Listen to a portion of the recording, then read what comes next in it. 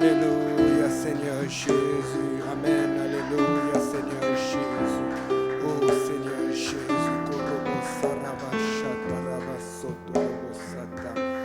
Alléluia, Seigneur, tu es digne. Alléluia, alléluia, alléluia, alléluia, Seigneur Jésus. Alléluia. Est-ce que quelqu'un peut lever la main vers le Seigneur et dire Seigneur, merci, Papa. Merci parce que tu es merveilleux. Merci parce que tu m'as gardé jusqu'à présent. Merci, Seigneur, parce que tu prends soin de moi, Seigneur, en ce temps de pandémie, en ce temps d'oppression, en ce temps spécial, Seigneur. Merci, Seigneur. Merci, Seigneur. Alléluia. Quelqu'un doit dire merci au Seigneur. Merci, Seigneur. Merci, mon Dieu. Merci, mon Sauveur. Merci, mon Rédempteur. Éternel, tu es saint. Éternel, tu es Dieu. Tu es tout-puissant. Tu es glorieux. Tu es magnifique, Seigneur. Oh, Rababa Shekeribo Soto Robo Sata. Alléluia, Seigneur. Alléluia, Seigneur Jésus. Alléluia, alléluia, alléluia.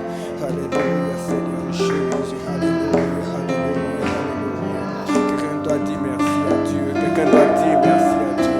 Merci parce que tu m'as gardé, Seigneur. Merci parce que tu m'as protégé. Merci parce que tu m'as guéri. Merci parce que tu vas me guérir. Alléluia, Seigneur Jésus.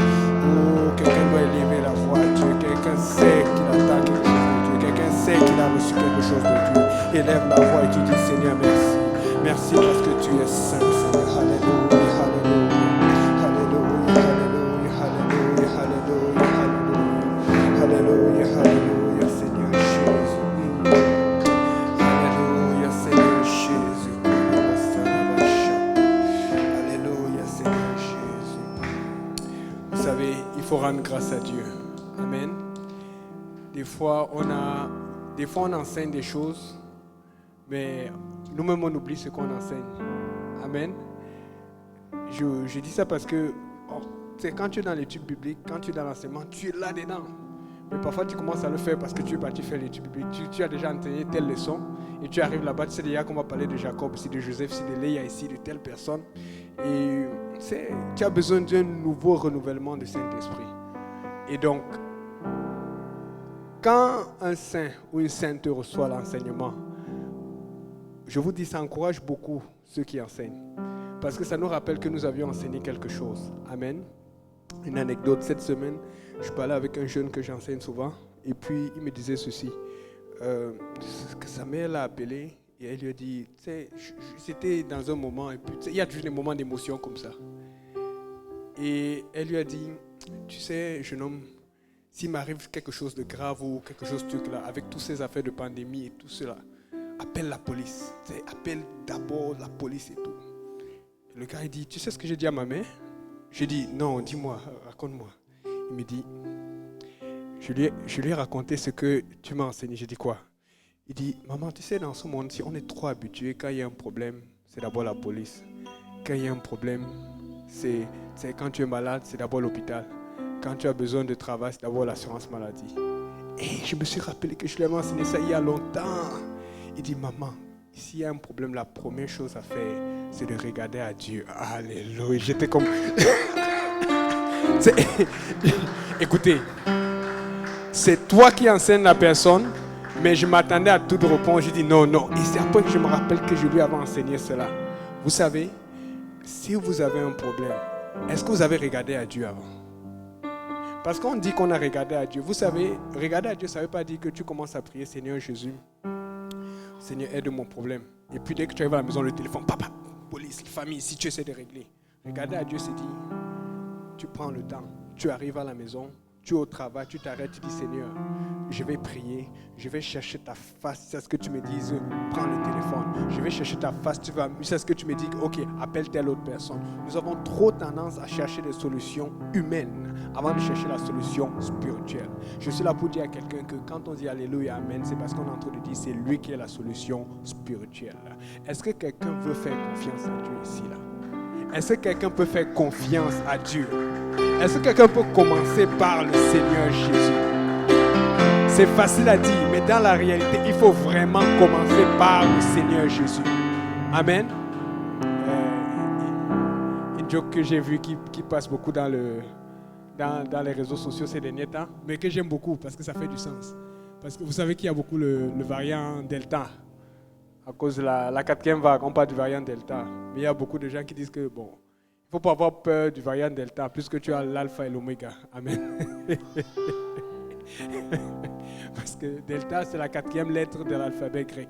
Alpha, bêta, gamma, delta. Et donc, on sait que Jésus est alpha et oméga, le commencement et la fin. Donc, si tu es alpha et oméga, tu n'as pas besoin du variant delta. Regarde ton voisin, tu dis, je n'ai pas besoin du variant delta. Regarde ton voisin, tu dis, j'ai besoin de l'alpha et de l'oméga. Alléluia, Seigneur Jésus. Si on peut battre les mains pour le Seigneur. Alléluia, Seigneur Jésus. Alléluia, Seigneur Jésus. Donc, comme vous voyez, le pasteur est encore pris par les travaux à Beaubien. Vous pouvez vous asseoir. J'ai fait un tour là-bas pour prier avec les gens de l'église de l'Est vendredi soir. Et j'ai vu que les travaux ont beaucoup avancé. Mais il y a encore beaucoup à faire. Amen. Et donc, on est au moins sûr que le baptistère sera prêt d'ici vendredi et samedi. Je vous exhorte, je vous encourage. Enregistrez-vous. Amen. Appelez Pasteur Abou, je pense Sœur Jolie. Enregistrez-vous parce que ça va être chaud à l'église de l'Est. C'est tellement beau, c'est tellement bien. Et je suis sûr qu'ils pourront faire des salles en haut pour ceux qui seront en surplus. Amen. Alléluia. Donc, c'est pour ça que le pasteur n'est pas là aujourd'hui. On espère qu'il sera là la semaine prochaine parce que la conférence, l'inauguration sera terminée. Il faut qu'il soit là. Amen. Alléluia. Donc, aujourd'hui, d'autres annonces. Demain, pour ceux qui viennent à Hochelaga, service d'Hochelaga, 3674 rue Ontario-Est, à partir de 19h, en présentiel ou en direct. Mercredi, nous avons le service en haut, donc venez en grand nombre avec Pasteur Kaozi, la suite du livre des Éphésiens. Jeudi, nous avons le service de Pierrefonds avec le frère Boaz Conan et puis le service de Granby avec le pasteur Vincent Roger. Vendredi, il y a une activité JPNL. Étant donné qu'à l'église de l'Est, notez bien, à l'église de l'Est, il y aura la conférence pour les gens qui sont seulement licenciés, les gens qui ont des licences. Donc, fait que de ce que j'ai appris, c'est le frère Pascal qui m'a bien informé, les JPNL seront au parc pas loin. Donc, appelez Pasteur Lionel ou frère David Kaozi ou frère Brunel ou frère Dario, les habitués, le JPNL. Amen. Mais quand il m'a dit ça, j'étais comme, parce qu'apparemment, l'activité commence à 18h. Et puis, nous, on doit être à l'aise à partir de 19h30. J'aime ça, là. C'est les activités avec les jeunes, là, tu peux un peu botter les pieds, le ballon. Tu peux montrer qu'ils peuvent faire te dribbler. En tout cas, je suis tenté d'aller faire un tour avant de venir transpirer à la conférence, mais je vais avoir des problèmes. On va voir. Donc, allez là-bas en grand nombre. JPNL, amen. Allez vous amuser tout en évangélisant dans le parc. C'est un parc qui est à côté de l'église de Beaubien. Aussi, samedi, nous avons les services. Je ne sais pas encore c'est quoi le programme, mais je sais que nous avons plusieurs services à l'église de l'Est. Donc, checker avec Pasteur Abou ou Pasteur Kaouzou, Sœur Jolie. Et puis, dimanche, nos services habituels. Amen.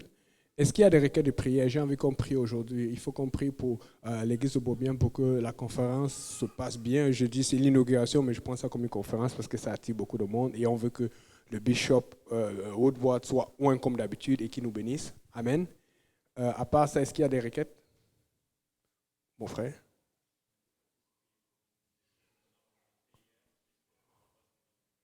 OK. Est-ce qu'il y a des noms? Angelica? Christopher? Moussa. Amen. Sœur Maureen?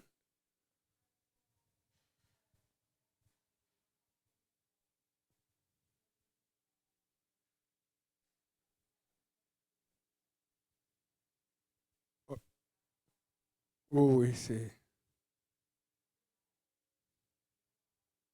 Amen. Amen. Sœur Thierry?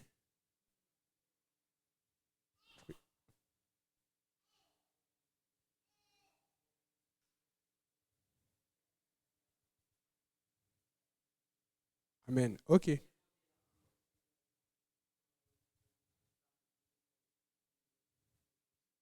Amen. Amen. On va se lever et on continue. Est-ce qu'il y a d'autres requêtes? On va juste se mettre en préparation.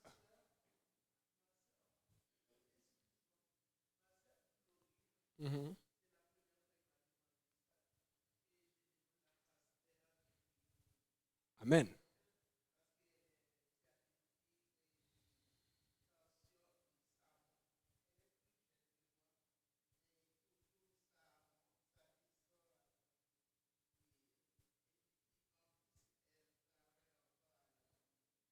OK.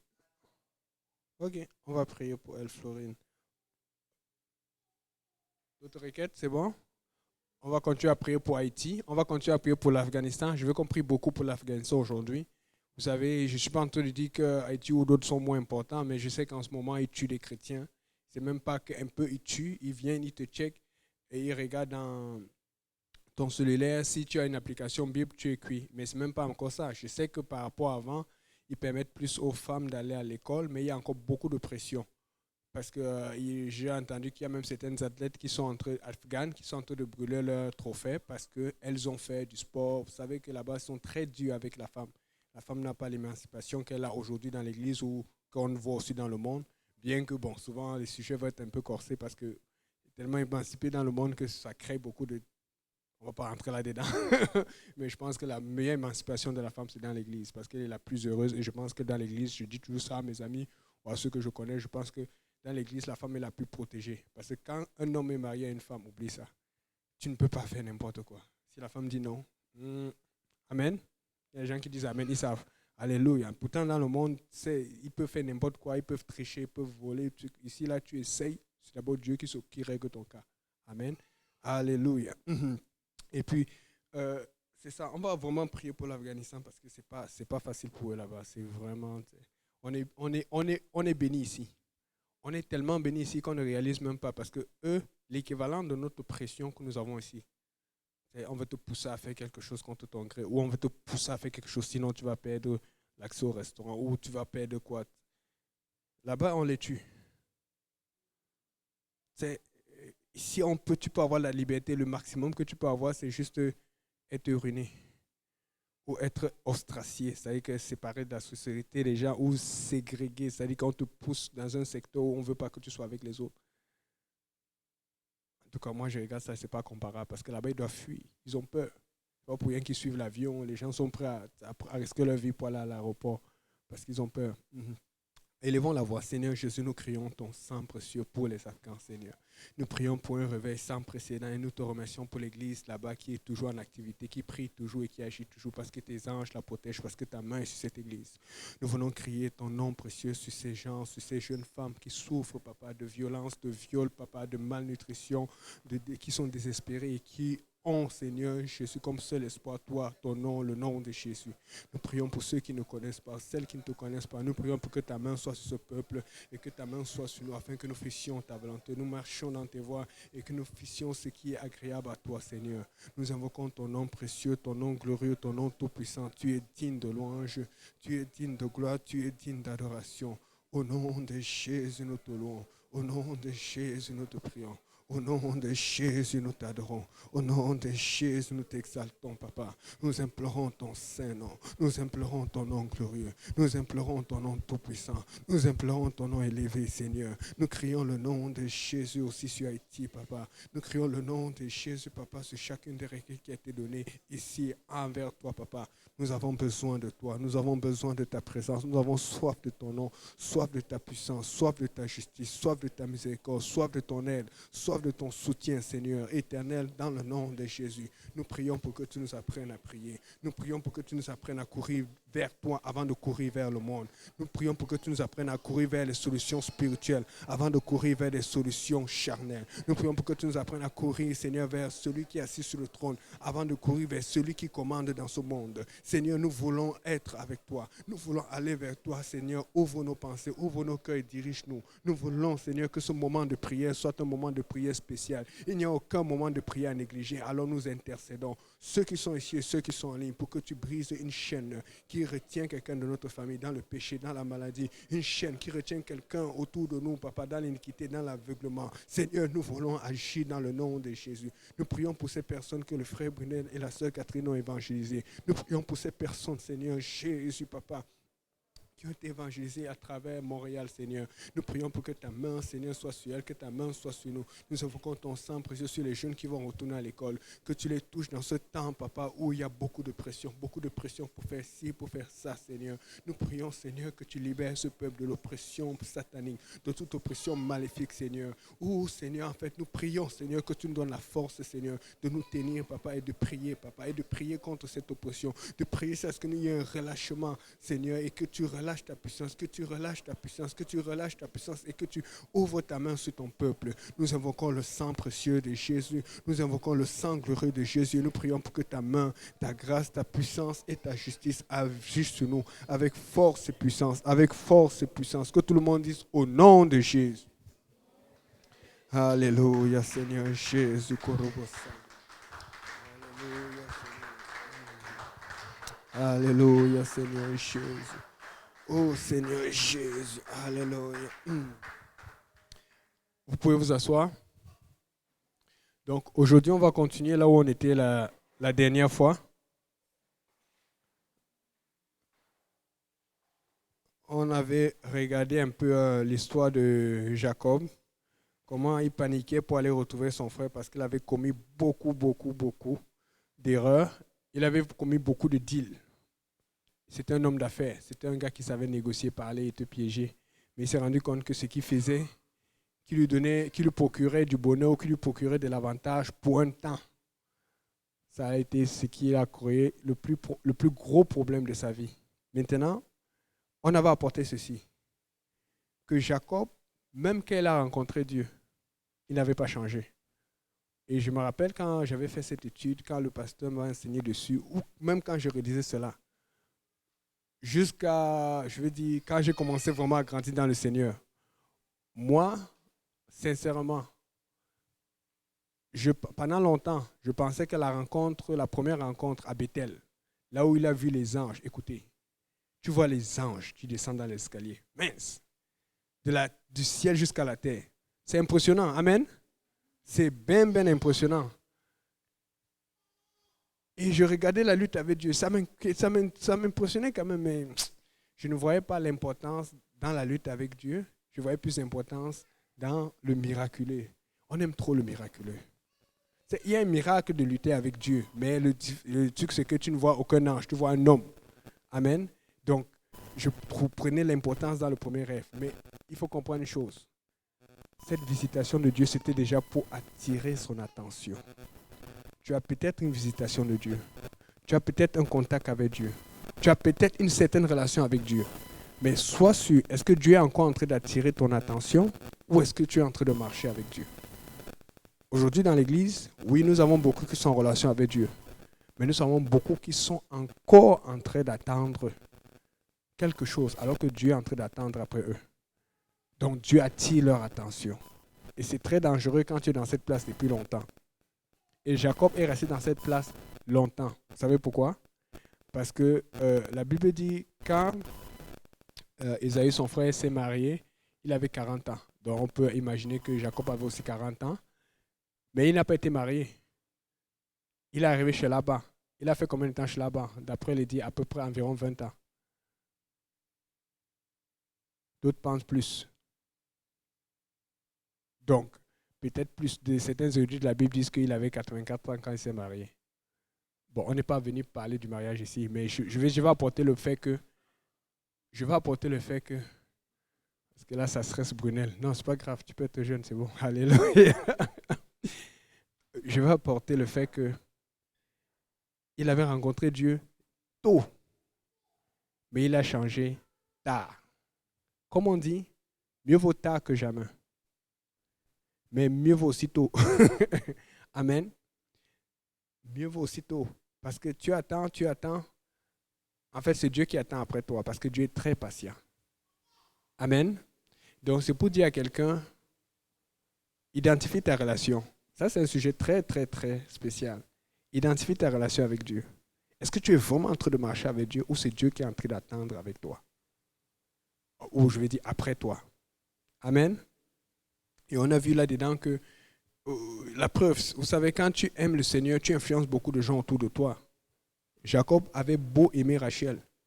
Il avait beau aimer celle qui était la plus belle, au lieu d'aimer celle qui était la plus sensible à Dieu. Il aimait celle qui était la plus visible, que tout le monde va dire, yeah man, ça c'est la fille de Laban, mince. On dit, ouh, tu connais la fille de Laban, qui? La bergère? Oui, celle qui tape les animaux, bam. Tout le monde était là. Alors qu'il y avait une fille qui était là, qui priait. Mais le problème, c'est que même si elle priait, elle guettait aussi. C'est ça le problème. Même quand on est spirituel, même quand on voit à Dieu, des fois on aime le compromis. Et c'est pour ça que Léa aussi a souffert. Parce qu'il faut comprendre, le jour où on a fait le plan avec Léa pour avoir Jacob, elle a joué le jeu. C'est sûr qu'à un moment, le problème c'est que de la même façon que Jacob a eu son père, on a dit, est-ce que c'est toi? Elle a dit, oui mon père, c'est moi. Il a senti, c'est la voix, mais l'odeur. Amen. Moi je vous dis, je ne peux pas rater le ciel. Parce qu'il y a tellement de questions. Moi, voici ce qui est dans ma tête. Parce que dans ma tête, ça tourne souvent beaucoup. J'ai tellement d'imagination. Des fois, j'ai envie de savoir. Mais voici comment moi, je vois les choses. Je n'ai pas dit que c'est ça. Je n'avais pas dit que le frère Yannick a réécrit la Bible. Moi, j'ai cette conviction que Jacob a été tellement content. Il était tellement satisfait. J'ai eu Esau, j'ai eu mon père, j'ai la bénédiction. Que Dieu a fait à ce que la même chose lui arrive. Je suis prêt à parier qu'on a pris des habits de Rachel. Parce que Jacob, la Bible dit qu'il a attendu 7 ans. Vous pensez quand il attendait 7 ans, qu'est-ce qu'il faisait? Il passait un peu pour dire, salut Rachou. Je parle à ton père, j'arrive. Mais comme il a respecté, il ne faisait rien. Amen. C'est apostolique. Tu peux saluer et tu gardes tes distances. Là, au moins, sa distanciation est acceptable. Donc, pas 2 mètres, 4 mètres. Donc, et puis, il disait salut Rachou. Il aimait ça. Il était content parce que même les bergers dans le coin ont cherché celui qui est spirituel. Et quand il passait, il disait, il reste 2 ans. Mince. Et puis, Léa était là. Mais Seigneur, moi, je suis là, je prie. Et c'est lui, il est en train de regarder là-bas. C'est vrai qu'il y a des frères aussi qui sont souvent aveugles. Désolé, mais bon, on ne va pas entrer là-dedans. Et puis, mince. Et donc, et puis là, maintenant, moi, je suis sûr, c'est l'imagination, mais ça va comme dans le sens de la Bible. Je suis sûr qu'il y avait des grosses roches. Et il y avait une roche qui était près de là où Rachel devait s'asseoir au fait. Il venait à côté de la roche, il mettait les lignes. Comme ça, il sait que... Tu sais, quand tu fais les lignes, tu fais les carrés, là, après tu fais les traits. Et voilà que, 6 ans, bientôt c'est 7. Il vient. Je suis sûr que 2 ou 3 jours avant, il venait faire avec la craie fort. Rachel, comme ça, elle entend. Bientôt. Mais le problème, c'est que quand il faisait cela, il n'avait pas encore réglé le problème avec Dieu. Dieu n'a aucun problème avec tes rêves. Dieu n'a aucun problème avec ta volonté d'être riche ou d'avoir un meilleur travail, ou d'avoir une meilleure situation, ou d'avoir ta famille, des situations. Mais le problème, c'est que est-ce que tu as réglé tes comptes avec Dieu? Est-ce que tu as réglé ton compte dehors? Il y a beaucoup de choses qui sont, comment on dit, qui sont pendantes. Il y a beaucoup de situations qui font pendant, qu'il faut régler. Et Jacob, lui, il était habitué à vouloir seulement ce qu'il veut. Dieu n'est pas contre ce que tu veux. Mais ce que tu veux, est-ce que ça va te garder dans le Seigneur? Amen. Et il voulait à tout prix cela. Et il voulait tellement que son beau-père, Laban, qui a dit, tu es mon os, l'os de mon os, la chair de ma chair, il a dit, celui-là, il ne connaît pas, moi je connais ça. Et qu'elle a senti ça, il a dit, on va le travailler. Et je vous dis, n'allez pas dire que j'ai dit ce qui est écrit dans la Bible, mais j'ai cette conviction qu'on a pris les habits de Rachel. Il a senti l'odeur, oh oui, ça c'est Rachel. Et que même, je suis sûr qu'à un moment, là, c'est sûr qu'il devait, tu sais, même quand tu as envie, tu as quand même une hésitation. Tu dis, Rachel était un peu plus dure, tu vois, un peu ça. C'est toi, Rachel? Oui.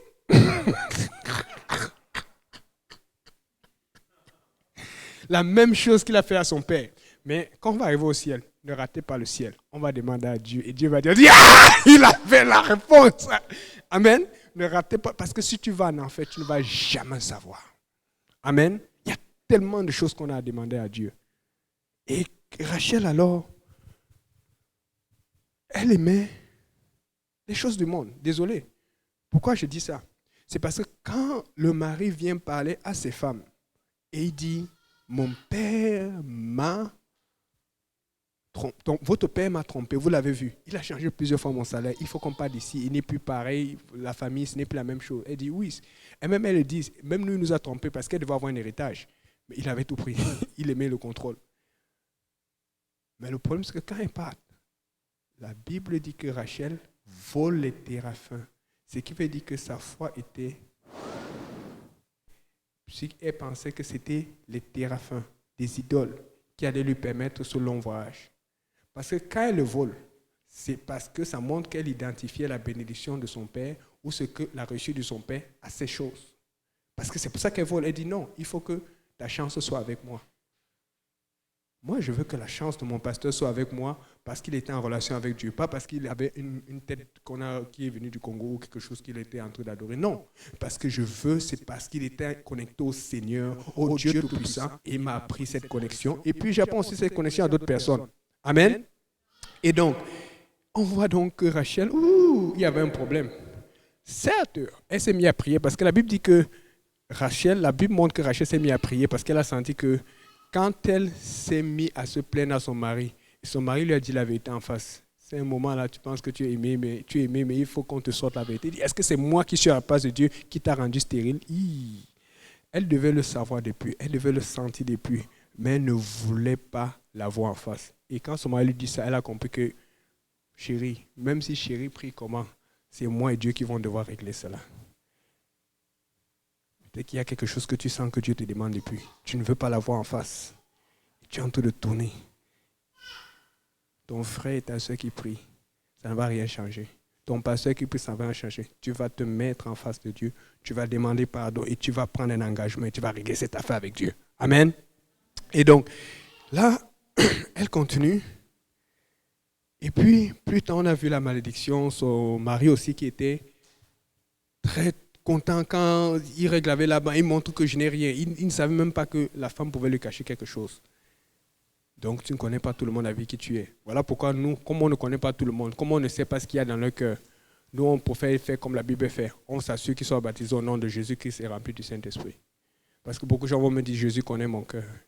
Moi, je ne sais pas. Moi, je sais que si tu lis la Bible, la première chose qui montre que Jésus connaît ton cœur, ou la première chose qui montre que ton cœur est touché, c'est quand tu rentres dans l'eau. Parce que rentrer dans l'eau, ce n'est pas facile. On te mouille, tout le monde te voit devant les caméras comme ça, là. Même si tu ne veux pas les caméras, on peut te mouiller en solo. Mais te mouiller là, rentrer tout le corps, c'est une sorte d'humiliation. C'est pour dire, Seigneur, je m'abaisse et j'accepte ton verdict. Amen. Donc, et on a vu plus tard alors comment Jacob regarde toutes ces choses. Il commence à réfléchir. Comme nous commençons à réfléchir, tu vois des petites victoires que tu as eues, mais tu vois des grosses défaites. Tu vois des petites victoires, mais tu vois des situations. Et les situations sont toujours graves. C'est comme s'il y a un mur qui ne travaille jamais. Jacob dit, ok, là, tu sais, écoutez, quand l'homme, ou disons Dieu, arrive pour lutter avec lui, vous n'êtes pas surpris qu'il commence directement à lutter. Il avait compris quelque chose, il avait senti qu'il avait besoin de quelque chose. Et Dieu savait que là, maintenant, il est prêt, il a compris. Et donc, quand Dieu arrive, c'est pour dire, ok, tu sens que tu es en train de traverser le mur, tu sens que tu es en train de cogner le mur, tu sens que ça commence à être difficile. Mais voilà, tu veux ma bénédiction. Mais il va falloir que je casse quelque chose en toi. Et voilà pourquoi quand il lutte, on lui fait mal, on le boite, mais il dit, je ne te lâche pas. Parce qu'il a compris que la bénédiction, ce n'était pas dans la bénédiction que son père lui donnait, qu'il avait trompé son frère Ésaü pour avoir la bénédiction. Il a compris que la bénédiction, ce n'était pas dans les chèvres et les moutons qu'il avait eu chez Laban, à cause de Dieu quand même qui était avec lui. Il a compris que la bénédiction, ça vient directement de l'Éternel. Des fois, je ne dis pas que c'est mauvais d'accepter de refuser un héritage. Si ton père te donne un héritage, ta famille, tant mieux, pas de problème. Mais le meilleur héritage que tu peux avoir, c'est l'héritage qui vient de Dieu. Voilà pourquoi nous voulons défendre cet héritage apostolique, cette voie du Seigneur, cette façon de servir le Seigneur, parce que c'est la chose la plus difficile à mettre dans le cœur de chacun d'entre nous. La chose la plus difficile à mettre dans le cœur de chacun, c'est donner la conviction à quelqu'un que Dieu est vraiment Dieu. Beaucoup de gens disent que Dieu est vraiment Dieu, mais quand le temps se présente, la dernière fois, le pasteur parlait de la blague sur WhatsApp, là, et il faut simplement envoyer ça, j'ai ri. Il y a quelqu'un qui dit que, c'est quoi, Jésus, qu'il est sous mes pieds. On m'a pas dit une vidéo là, j'avais entendu parler de ça. J'étais dépassé. J'ai dit non, il faut que je voie ça. Merci, frère Simplice. C'est quelqu'un qui dit, Jésus, c'est ça, il dit, je vais dans le camp de l'ennemi. Il dit que Satan est sous mes pieds. Bam! Il est content et tout. Et puis après, il est en train de se filmer en faisant ça. Et quand il se filme, il voit une ombre blanche là, qui arrive, un truc bizarre là, qui le suit. Il commence à fuir. Il crie, wow! Seigneur Jésus!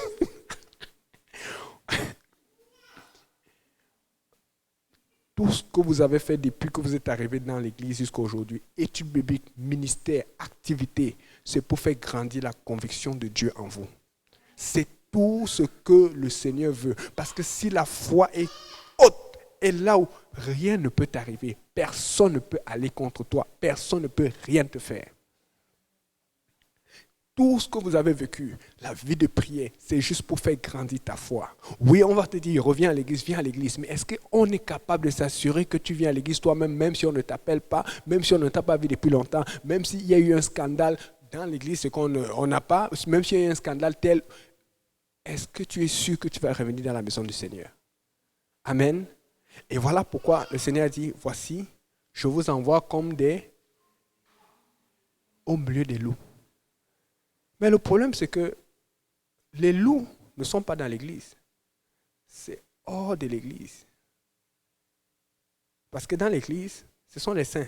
Même si on est tous pécheurs, mais on sait quand même que dans le décor, je ne sais pas pour vous, mais moi, je préfère le décor de l'église que le dehors. Parce que l'église, tu adores librement. Il y a personne qui va te regarder, qui va te faire sentir. Qu'est-ce que tu es en train de faire? Même ceux qui te font sentir, c'est même plutôt toi qui dis, je vais adorer le Seigneur. Mais dehors, là, quand tu commences, il y a 100 000 yeux. Parfois, la police passe à côté, on dit, hey, trouble public. C'est là où il y a les vrais, et c'est là où vraiment il y a les résultats quand tu vas évangéliser. Ok, c'est ça. Donc, soyez prudents comme des serpents et sages comme des colobes, parce que ça va prendre beaucoup de prudence d'ailleurs. Ça va prendre beaucoup de sagesse aussi. Amen, pour savoir quand agir. Et le pasteur disait ça par rapport à la conférence là où certaines personnes, c'est dans un certain pays musulman, ils ne peuvent pas aller évangéliser n'importe comment. Ils doivent savoir avec qui ils évangélisent parce qu'ils peuvent se faire trahir. Et même la personne, s'ils refusent, pouvait la trahir. Mais cette conférence-là, j'étais là. Et ce qui m'a vraiment... J'ai écouté parce que je ne voulais pas avoir les problèmes, ni mettre les gens dans les problèmes. Mais ça, c'est le genre de choses que si je pouvais, j'aurais filmé. J'avais tout mon matériel. Mais quand on m'a dit que c'est dans un pays où c'est dangereux et tout, il y a des gens qui peuvent mourir, je n'ai pas filmé. Mais comme vous me connaissez, je vais toujours retenir une histoire. Il y a une histoire qui m'a beaucoup touché quand le monsieur racontait. Le monsieur qui prêchait, le fils d'un grand prédicateur qu'on connaît et tout, et il raconte une histoire que lui-même il a vécue parce que c'est lui-même, il ne fallait pas qu'on le voie sur Internet. Amen. Il raconte ceci pendant qu'il est en train de prêcher. Je vous promets, j'étais là. J'étais à cette conférence aux États-Unis, comme on allait tout le temps. Il dit qu'il est parti rencontrer une famille chrétienne qui est très en feu là-bas. Et la famille chrétienne a eu beaucoup de hauts et de bas. Amen. Et il raconte comment ils ont été persécutés, comment il y a telle personne de la famille et tout. Mais pendant qu'il racontait leur témoignage, ils étaient en train de dire que oui, c'était en telle année, l'année passée, il n'y a pas longtemps, qu'ils étaient arrivés et puis ils ont tué un de nos enfants et tout, et puis ils continuent l'histoire. Après, ça il dit quoi? Il dit quoi? Le prédicateur dit attends, vous racontez trop vite. Il dit comment vous dites qu'ils avaient tué un de vos enfants et tout. Et vous racontez ça comme ça. Il dit mais c'est pas ce qui arrive quand tu luttes pour l'évangile. Parce que la façon dont ils racontaient, ils voulaient raconter tout ce qu'ils ont eu, tout ce qu'ils ont fait, mais ils voulaient surtout raconter les succès qu'ils ont eu parce qu'ils avaient. Plus il y a l'oppression, plus c'est grave, plus le succès est faramineux, plus la main de Dieu est incroyable. Mais ils étaient concentrés sur ce que Dieu a fait. Mais ils ont oublié qu'ils avaient perdu un de leurs enfants dans ce combat. C'est-à-dire qu'ils ont passé vite. Mais quand le monsieur est revenu, ils disent qu'il a donné plus de détails. Ils disent que non, à un moment, on les a tellement persécutés qu'ils sont venus et qu'ils ont tué un enfant à eux. Ça a été très difficile. Mais ils ont passé, ils n'ont pas abandonné, ils ont continué. Je ne suis pas en train de dire que quelqu'un va perdre un enfant. Si je suis en train de dire que voilà comment ça se passe là-bas. Ça, c'est l'histoire. Il y a plusieurs histoires que j'ai suivies, mais c'est celle qui m'a le plus marqué. Des fois, on dit que nous sommes chrétiens. Mais quel est le niveau de foi que Dieu a mis après toutes ces études, après tous ces entraînements, après toutes ces prédications, après tous ces enseignements, après tous ces services du Saint-Esprit, après tout ce moment? quel est le niveau de foi que Dieu a mis en toi. Amen.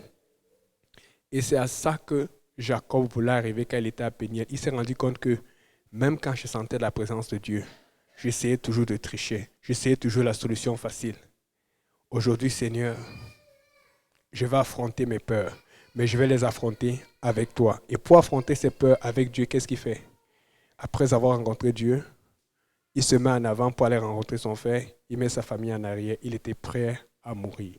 Quand tu vas être prêt à mourir pour Dieu, quand tu vas être prêt à mourir pour tes convictions, tu vas voir ce que Dieu va faire. C'est très difficile à entendre souvent, mais c'est ça. Est-ce que tu es prêt à te battre pour ce en quoi tu crois, pour celui en qui tu crois? Amen. Et donc, ça nous amène donc à Joseph, le fils de Jacob. Il faut comprendre ceci.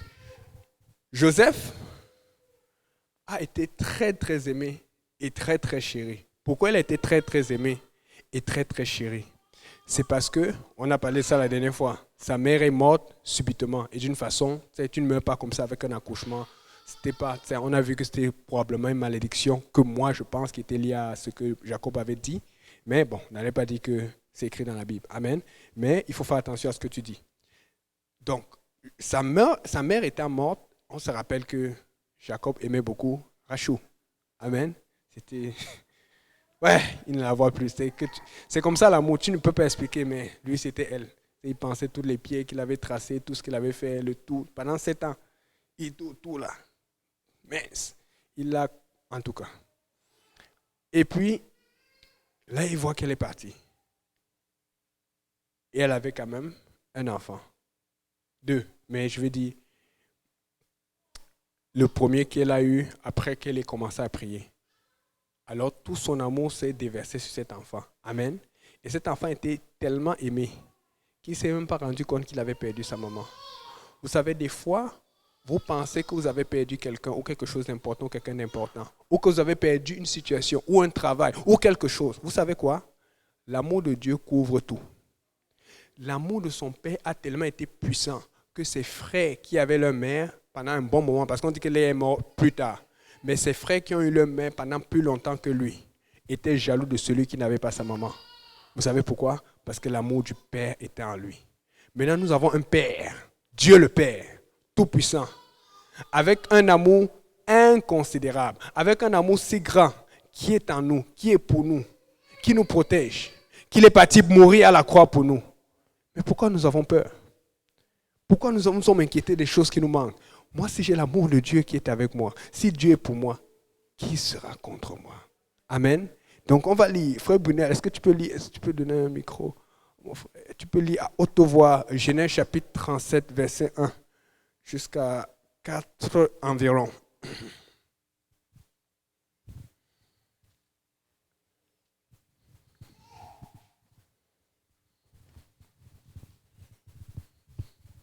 Genèse 37 et 1-4. Jacob demeura dans le pays des Canaan où avait séjourné son père. Voici la postérité de Jacob. Joseph, âgé de 17 ans, faisait paître les troupeaux avec ses frères. Cet enfant était auprès des fils de Bila et des fils de Zilpa, femme de son père. Et Joseph rapportait à leur père leurs mauvais propos. Israël aimait Joseph plus que tous ses frères, parce qu'il l'avait eu dans sa vieillesse, et il lui fit une tunique de plusieurs couleurs. Ses frères virent que leur père l'aimait plus que tous, ils les prirent en haine. Ok. Vous savez, j'ai un problème aussi avec ce verset. On dit qu'il aimait Joseph plus que ses frères, parce qu'il l'avait eu dans sa vieillesse. Mais, vous savez que je vous ai dit que j'aime poser les questions que les gens n'aiment pas poser, n'est-ce pas? Parce que c'est comme ça que moi je fonctionne. Mais s'il a eu dans sa vieillesse, qu'en est-il de Benjamin alors? Puisque Benjamin c'était le petit frère. Vous savez, c'est ça que j'aime l'étude biblique. On est là, on écoute, personne ne pose jamais au pasteur. Et ce sont les choses que quand j'étais dans l'église, je ne pensais pas encore à ces questions, mais ça vient plus tard. Oui, ma soeur, tu avais quelque chose? Mm-hmm.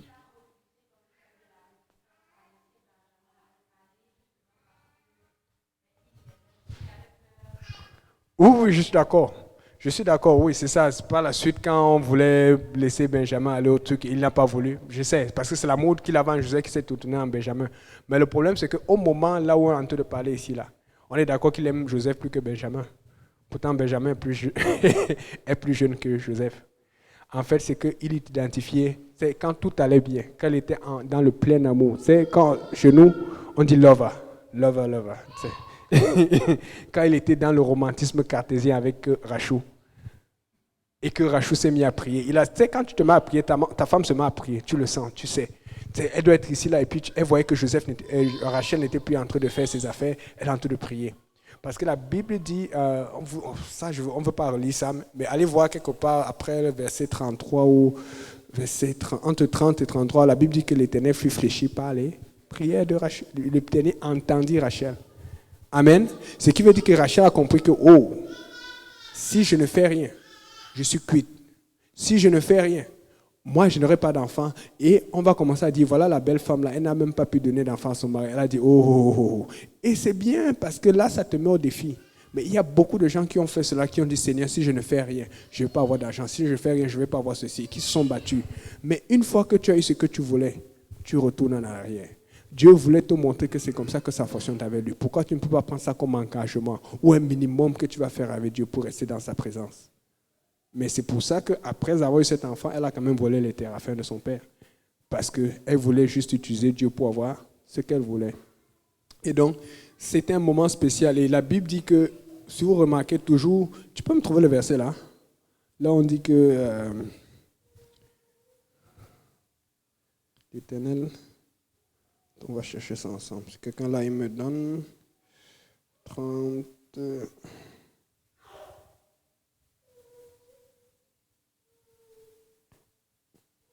Oui, c'est bon. Genèse chapitre 30, verset 23, verset 22. La Bible dit, verset 22, Dieu se souvient de Rachel. Quand Dieu se souvient de toi, c'est parce que tu as commencé à parler. Beaucoup de fois, vous allez lire dans les psaumes, dans la Bible, souviens-toi de moi, Seigneur. N'oublie pas. Quand tu demandes à Dieu de se souvenir de toi, c'est parce que tu as déjà intercédé, tu as déjà supplié plusieurs fois. Dieu ne se souvient pas de toi parce que tu t'es fâché. Seigneur, tu m'as rien donné, fais ça comment tu vas rien avoir.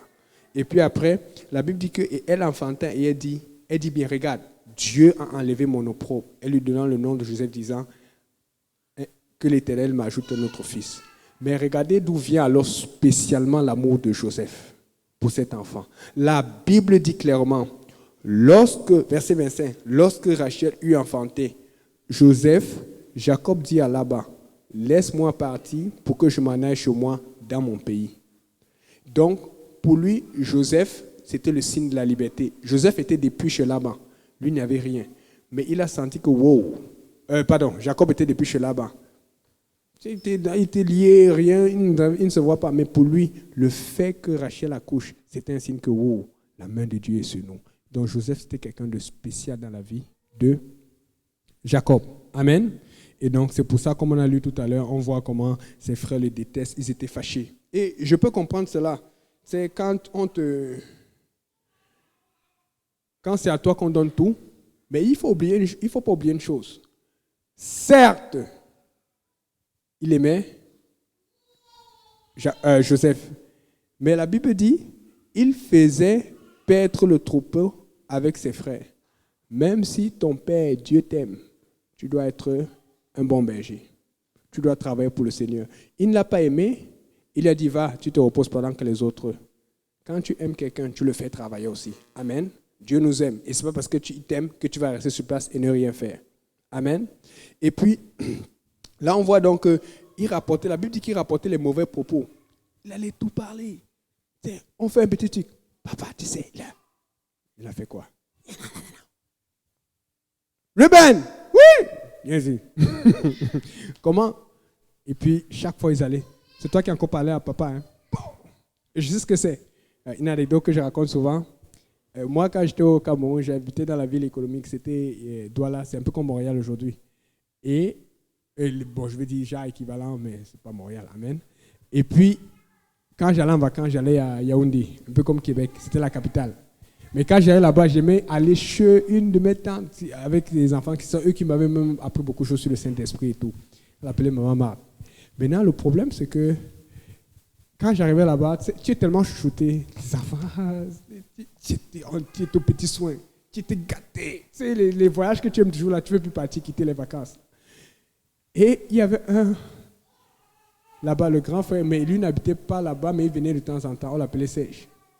Un jour, on dit, voilà Yannick, tout, c'est le chouchou de maman, Je ne sais pas ce qui s'est passé. Et puis, moi, tu sais, quand tu marches, tu es comme content, là, un peu comme Joseph, avec sa tunique de plusieurs couleurs. Et puis, alors, il jouait avec moi, ça, et c'est juste un souvent bizarre.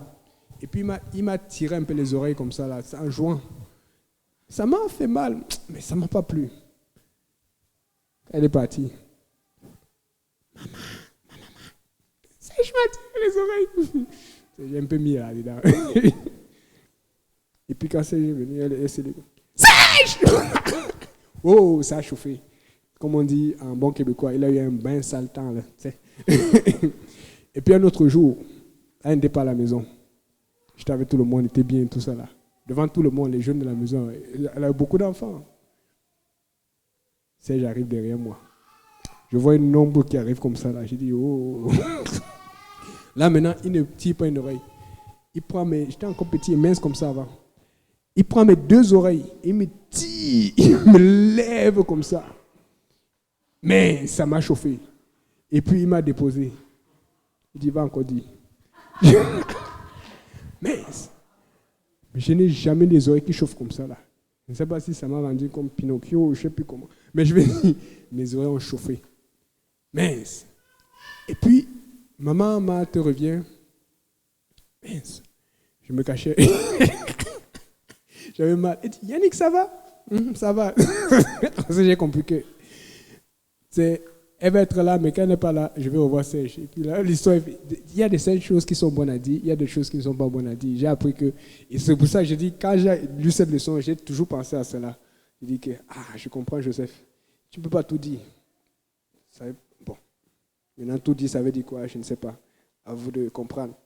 Donc, ses frères virent que leur père l'aimait plus que tous et il le prit en haine. Il ne pouvait lui parler avec amitié. La Bible dit aussi que son père lui avait fait une tunique de plusieurs couleurs. Vous savez quoi ça veut dire une tunique de plusieurs couleurs? Ça veut dire que quand il passait, tout le monde le voyait. Quand on le voyait de loin, on dit, oh, voilà Joseph, voilà l'enfant de Jacob. On les détestait encore plus parce qu'on était jaloux. On dit, c'est encore lui, il aime trop montrer que. Devenez quoi? Enfant de Dieu. Quand on vous voit de loin, on dit, voilà encore le chrétien là. Et tu as un témoignage. La Bible dit que parce que son père l'aimait, il lui a fait une robe de plusieurs couleurs pour qu'on voit, voilà mon fils. Parce que Dieu t'aime. Il te fait un habillement de sanctification pour qu'on voit, dire, voilà ma fille, voilà mon fils. Mais toi, tu es là, tu dis, non, Seigneur, c'est Dieu. Alors que c'est l'amour de ton Père qui veut qu'on te voie quand on passe, qu'on sache que voilà mon enfant. Oh, Seigneur. Et les gens, l'amour du Père. L'amour du Père ne l'a pas épargné d'aller dans les troupeaux. Il a travaillé aussi. Amen. L'amour du Père ne l'a pas épargné de son responsabilité. L'amour de ton Dieu pour toi, l'amour de notre Dieu, de l'Éternel, du Seigneur Jésus, ne t'épargne pas de prier, ne t'épargne pas de jeûner, ne t'épargne pas de chercher sa face. Amen. Donc, et ses frères, voici, maintenant, frère Brunel, est-ce que tu peux lire à partir du verset 5, s'il te plaît, verset 5 jusqu'au verset 10. Joseph y eut un songe et il le raconta à ses frères qui les haïrent encore davantage. Il leur dit, écoutez donc ces songes que j'ai eus. Nous étions alliés des gerbes au milieu des champs, et voici ma gerbe s'éleva et s'étend debout, et vos gerbes l'entourèrent et se prosternèrent devant elle. Ses frères lui dirent, est-ce que tu régneras sur nous? Est-ce que tu nous gouverneras? Et ils les haïrent davantage, encore davantage, à cause des songes, de ses songes et à cause de ses paroles. Il y eut encore un autre songe et il les raconta à ses frères. Et il dit, j'ai eu encore un songe. Et voici le soleil, la lune et les 11 étoiles se prosternaient devant moi. Il les raconta à son père et à ses frères. Son père les réprimanda et lui dit, « Que signifient ces songes que tu as eus? Faut-il que nous venions, moi, ta mère et tes frères, nous prosterner en terre devant toi? » Amen. Continue encore le verset 11, s'il te plaît. Verset 11, Mhm. ses frères eurent de l'envie contre lui, mais son père garda les souvenirs de ces choses. Ses frères eurent de l'envie, mais son père garda les souvenirs de ces choses. C'est le bonheur peut arriver à ton frère et ta soeur, mais tu as deux choses que tu peux faire. Avoir de l'envie ou garder ces choses bien gérées, parce que son père était sage. Il savait que si je vais raconter à tout le monde au quartier, et que mon fils rêve, ça va juste te créer la jalousie. Tout le monde n'aime pas voir que tu es spirituel. Je ne sais pas pourquoi. Je ne vais pas donner le nom une des sœurs que nous avons suivies, qui est toujours dans le Seigneur aujourd'hui. Un jour, c'était toujours, je me rappelle, c'était toujours à cette même étude du lundi. Mais vous savez, ces gens que ils ont grandi avec nous, ils sont devenus en feu, tout va bien, et puis maintenant, t'es fiançailles et tout. C'est juste la pente montante et tout. Mais ce sont des gens qui étaient soumis tout le temps. Pasteur Serge, pasteur Kaozi, conseil, pasteur Jésus, tout soumis.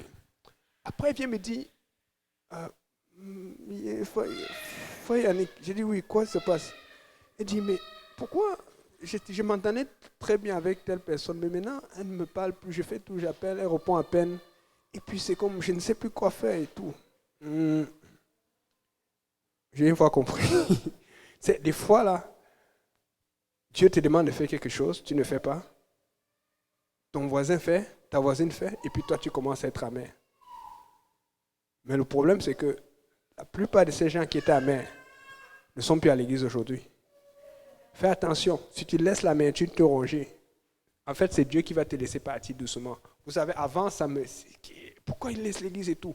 En fait, quand tu commences à trop être amer, Dieu dit, tu risques d'être un problème à long terme. Des fois, Dieu te garde un moment pour te donner une chance. Mais après, quand il voit qu'il n'y a plus rien à faire, il dit, pas alors là où tu vas aller. Et donc, ses frères ont continué d'être amers. Rappelez-vous, cette amertume, c'est ça qui a aussi servi. Parce qu'après, quand il fallait maintenant répondre, quand ils sont arrivés en Égypte, rappelez-vous comment ils pleuraient, comment ils se lamentaient, au point où ça faisait pleurer Joseph. Donc, ne te fâche pas si on commence à t'insulter à cause de Dieu. Ne te fâche pas si on te met la pression à cause de Dieu. Parce que Dieu va changer cela en gloire. Amen. Et donc, dans son rêve, il dit que j'étais là, on liait des gerbes, et ma gerbe se leva et se tint debout. Écoute, il y a des rêves qui sont durs à expliquer. Mais tu es dans un rêve, vous êtes en train de faire des gerbes, et la Bible dit que et vos gerbes l'entouraient et se prosternaient. C'est-à-dire que vous êtes en train de faire des feuilles ou des plantes, des choses, et vous liez. Et puis, pour toi, subitement, ça bouge, ça fait jouj. Et pour tout le monde, ça sort de la main. Et puis ça se met à genoux, ça fait chape papa, chape papa. Amen. Il y a des rêves qui sont difficiles à comprendre, il y a des rêves qui sont faciles à comprendre. Ça, c'est plus évident. Amen. La preuve, c'est que par la suite, vous allez voir que l'autre rêve devient un peu plus critique, dans le sens là où ça dit ceci. Il y eut encore un songe, il raconta à ses frères, déjà encore eu un songe. Voici le soleil et la lune et 11 étoiles se prosternaient devant moi. Il raconta à son père et à ses frères. Le soleil et la lune. C'est quand tu réfléchis, tu dis le soleil, papa, la lune, maman, et 11 étoiles. Coïncidence, il avait 11 frères. Et ils se prosternaient devant moi. Mais rappelez-vous, ces rêves sont arrivés, n'est-ce pas? Oui, puisque quand tu vas dans Genèse 44 et 45, la Bible dit que quand il a vu sa famille, la Bible dit, Joseph se souvint de ses rêves. Donc, si Dieu te donne un rêve, si Dieu te donne une promesse, ça va arriver. Mais fais quand même attention. Vous savez pourquoi? Parce que vous avez vu, on va lire ça tout à l'heure, la façon dont ses frères leur ont dit. Je ne sais pas si ça va être le meilleur moyen que Dieu avait prévu. Mais une chose est sûre, son attitude dans la bénédiction, ça n'a pas joué en sa faveur. Il était content. Ce n'est pas mauvais d'être content, mais il ne savait pas cacher sa joie. Il ne savait pas gérer comme son papa. Nous avons besoin de beaucoup de sagesse. Amen. Nous avons besoin de beaucoup de sagesse. Et je suis sûr que Dieu avait prévu de le bénir. Dieu avait prévu de l'envoyer en Égypte. Mais est-ce qu'il l'aura envoyé en étant vendu? Je ne sais pas. Amen. Mais comme on dit, tout concourt au bien de ceux qui aiment Dieu. Amen. Donc, La Bible dit, mon frère, tu peux continuer à lire à partir du verset 13. Ça va être une longue lecture maintenant. Je vais t'arrêter au fur et à mesure. Continue, s'il te plaît. Israël dit à Joseph, tes frères ne font-ils pas paître les troupeaux à Sichem? Viens, je vais t'envoyer vers eux. Et il répondit, mais voici. Israël lui dit, va, je t'ai pris, et vois si tes frères sont en bonne santé, et si les troupeaux sont en bon état, et tu m'en rapporteras des nouvelles. Il l'envoya ainsi de la vallée d'Hébron, et Joseph alla à Sichem. Un homme les rencontra comme il errait dans les champs, et il les questionna en disant, que cherches-tu? Joseph répondit, je cherche mes frères. Dis-moi, je t'ai pris, où font-ils paître leurs troupeaux? Et l'homme dit, ils sont partis d'ici, car je les ai entendus dire, allons à Dothan. Joseph alla après ses frères, et il les trouva à Dothan. Ils les virent de loin, et avant qu'il fût près d'eux, ils complotèrent de les faire mourir. Ils se dirent l'un à l'autre, et voici les faiseurs des songes qui arrivent. Venez maintenant, tuons-les, et jetons-les dans une citerne. Dans une des citernes, nous dirons qu'une bête féroce l'a dévoré. Et nous verrons ce que deviendront ces songes. Ruben entendit cela. Amen. Regarde maintenant, on le voit. On dit voilà le visionnaire, le rêveur. C'est comme ça qu'on vous voit quand vous êtes dehors. Voilà les visionnaires, les rêveuses. Je vous dis parce que j'en ai entendu des commentaires. Et souvent les gens qui m'ont dit plus tard, ah, toi on pensait que, on a compris que. Parce que j'ai même des amis présentement, des gens qui ne sont pas chrétiens, mais je te dis, leur relation avec moi est tellement améliorée.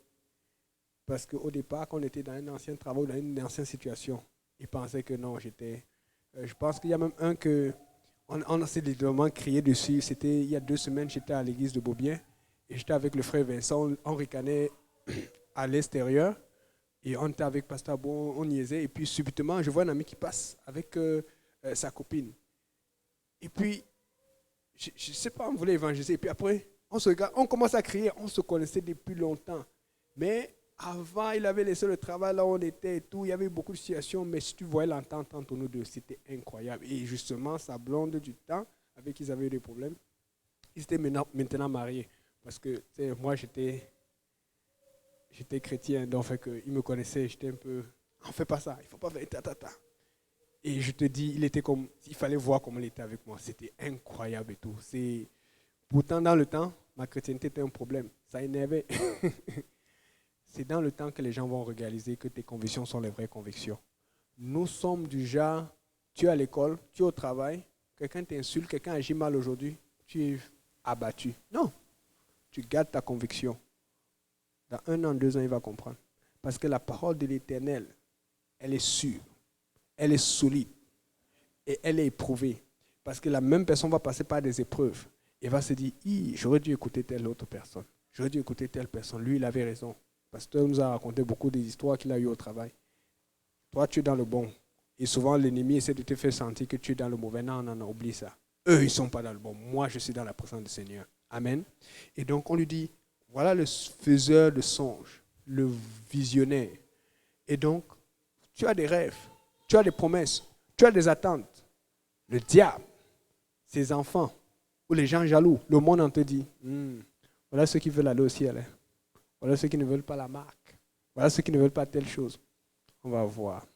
On va les mettre la pression. Et donc, on va voir où il va aller avec ses rêves. Continue mon frère, s'il te plaît.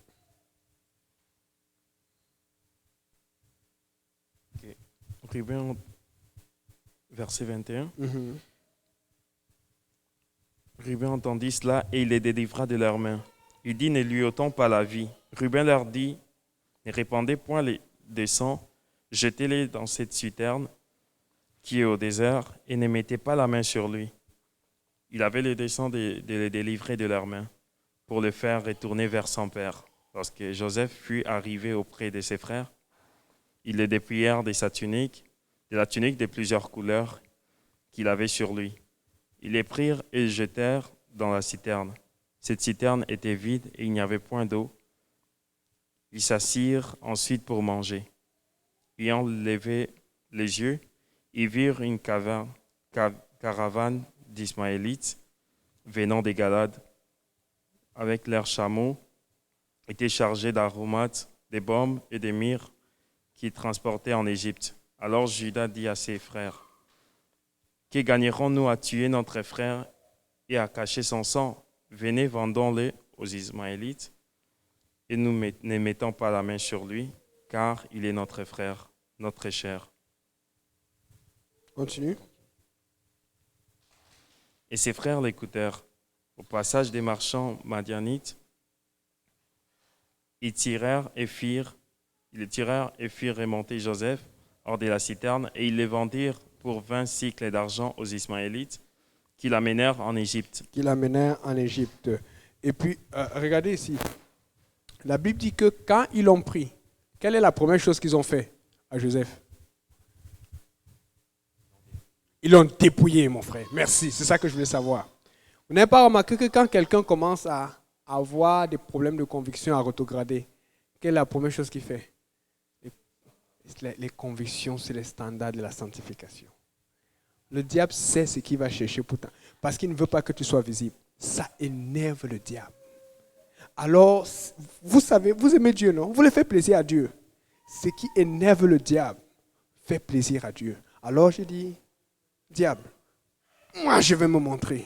Parce que la Bible dit que Jacob lui avait fait une tunique de plusieurs couleurs. Et quand tu regardes les versions, tu vois que c'est en parler de couleurs vives. Tu ne pouvais pas passer et ne pas reconnaître Joseph si tu es dans le coin. Tu allais le reconnaître. Voilà pourquoi quand tu es chrétienne, quand tu es chrétien, quand tu passes, on va dire, celui-ci n'est pas comme les autres. Même les hommes, des fois on se dit que ce sont seulement des hommes sérieux. Non. Mais quand, je vous dis, beaucoup, j'ai entendu des commentaires, que ce soit des sœurs ou des frères d'autres églises. Quand tu es chrétien, homme ou femme, apostolique, on peut te reconnaître. C'est vrai. Amen. Et voilà pourquoi le diable, il veut d'abord détruire cela. Parce que dans le fond, ce qui est à l'intérieur, personne ne le voit. C'est Dieu seul qui le voit. Amen. Mais on peut deviner ce qui est à l'intérieur pendant qu'on parle avec toi quelque temps ou ta façon de penser. C'est pour ça que je me rappelle donner une étude biblique toujours à quelqu'un de cette église il y a longtemps. Et puis on dit, comment on peut savoir que quelqu'un est un vrai apostolique? Je dis, continue l'étude et continue d'apprendre sur le baptême, sur le Saint-Esprit et sur tout ça.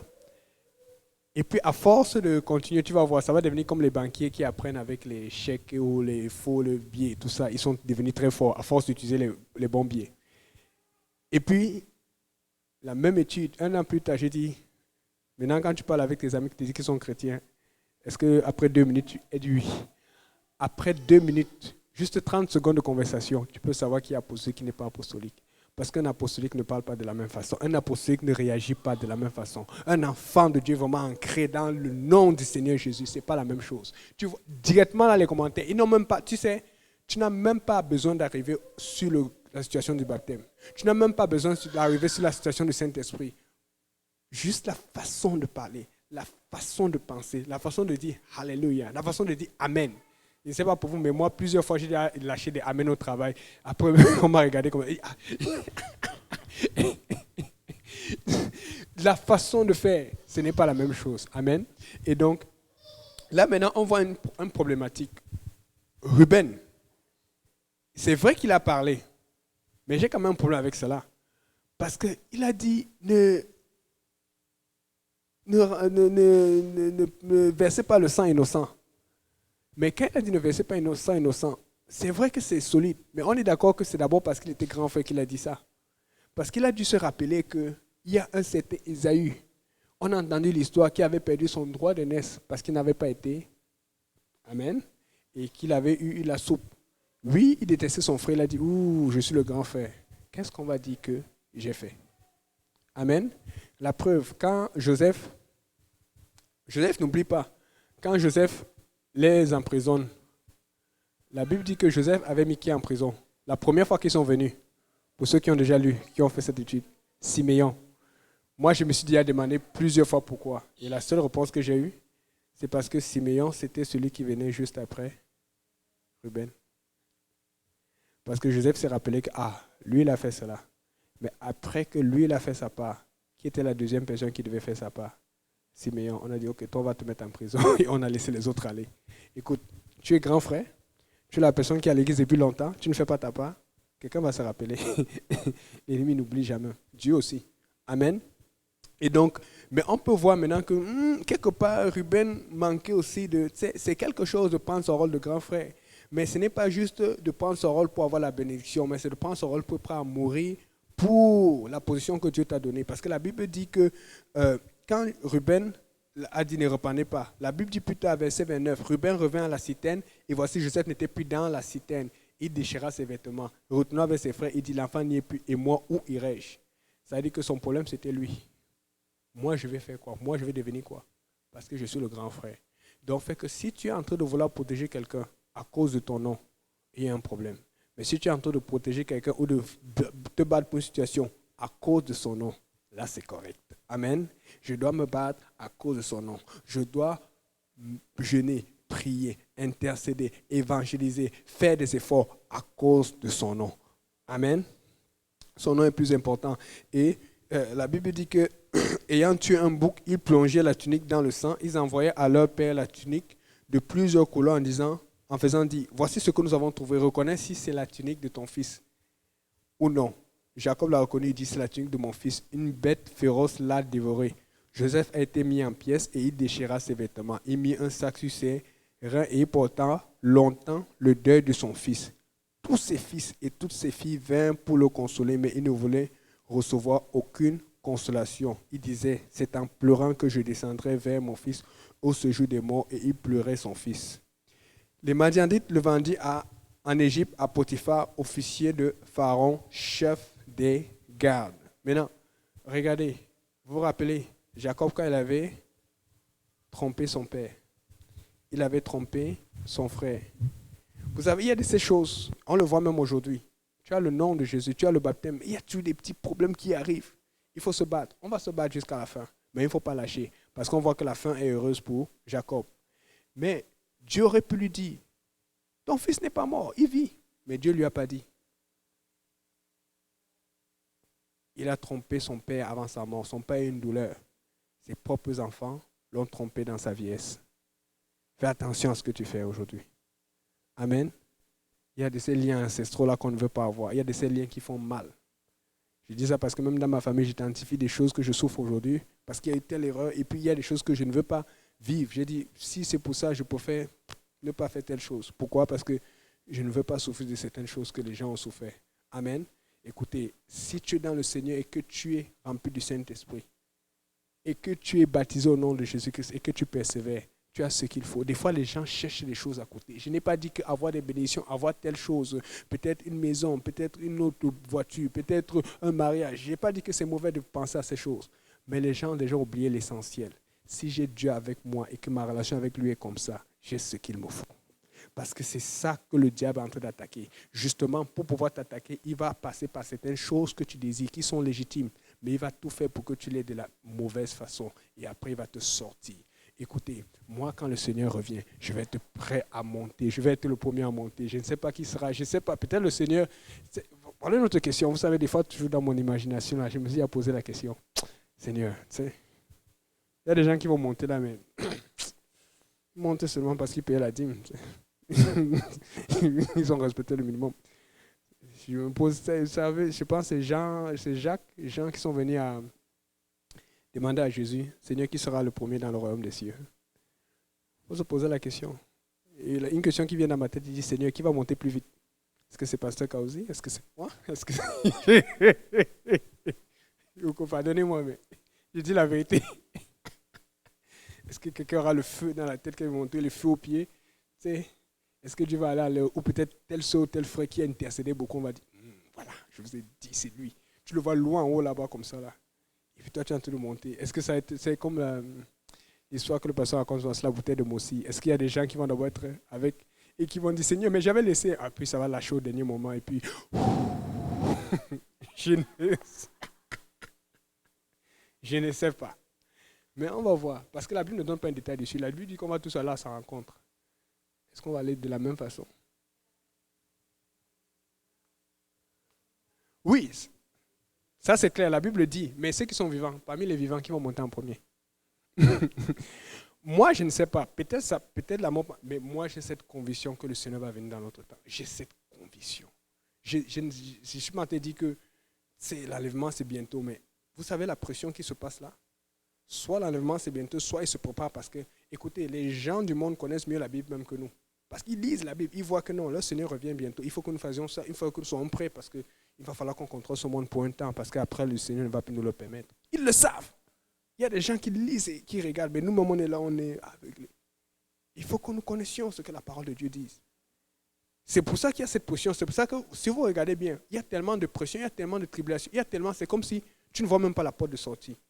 Aujourd'hui, tu vois les pays, quand on parle de l'Afghanistan, l'Haïti et tout, vous voyez la pression. Mais finalement, la pression qui se passe, tu as l'impression que ce n'est plus tellement différent que ici, là. Parce que c'est incroyable ce qu'on est en train de vivre là maintenant. C'est incroyable ce qu'on est en train de vivre. Et la conscience, le social, tout le monde accepte ça facilement. Parce que c'est comme ça qu'on peut faire si tu veux bien vivre. Non. Donc, pour revenir à Joseph, il s'est fait tromper. Et je vous ai dit, il faut y penser. La Bible dit, je ne m'appelle plus que quand on sera dans la table avec Dieu assis, je ne sais plus si quelqu'un peut trouver le verset, avec Abraham, Jacob. Il y a un verset qui dit ça, non? Je pense. Et quand on fait référence à eux, ça veut dire, clairement dans l'Ancien Testament, on ne voit pas qu'ils sont baptisés au nom de Jésus. Parce que ça n'existait pas encore. Mais je pense que Dieu veut faire référence à cela pour dire qu'ils avaient une telle foi. Ils avaient un tel ancrage dans le Seigneur que s'ils avaient été dans ce temps, ils auraient été baptisés au nom de Jésus, ils auraient été apostoliques. Amen. Et donc, moi je pense même que dans le ciel, il y aura des gens qui seront proches de Dieu et des gens qui seront moins proches de Dieu. Quand tu es en train de souffrir et que tu t'approches d'abord de Dieu, tu es en train de cimenter ta place au ciel. Amen. Et voilà pourquoi le pasteur raconte souvent avec raison cette histoire. Il y a quelqu'un qui arrive au ciel de justesse. Et on lui montre son endroit. Il fait que marcher. Il marche. On l'envoie au fond. Et quand il arrive au fond, on lui montre des petites tentes avec des feuilles de raffia dessus et tout. Il dit, mais c'est ça. Il dit, c'est tout ce que tu as envoyé. On va aller au ciel. Amen. On va y aller. Donc, là, ici, là maintenant, quand on fait cela, Jacob a tellement mal qu'il se met à pleurer et il se rend compte que, oh Seigneur, est-ce que c'est justifié cela? Est-ce que je dois avoir mal comme cela? Mais Dieu a répondu. Amen. Peut-être même Dieu lui a parlé, tu ne sais pas. Ça sont les questions qu'on va tous se poser. On va demander au Seigneur. Peut-être Dieu lui a parlé, a donné une vision, mais il était tellement démoralisé que pendant longtemps, il a eu son deuil. Donc, on va finir avec cela. On va finir avec cette dernière lecture. Mon frère, est-ce que tu peux lire Genèse chapitre 39, verset 1 jusqu'au verset... Oui, Genèse chapitre 39, verset 1 jusqu'au verset 14. Juste au verset, non. C'est une longue lecture. Jusqu'au verset 20.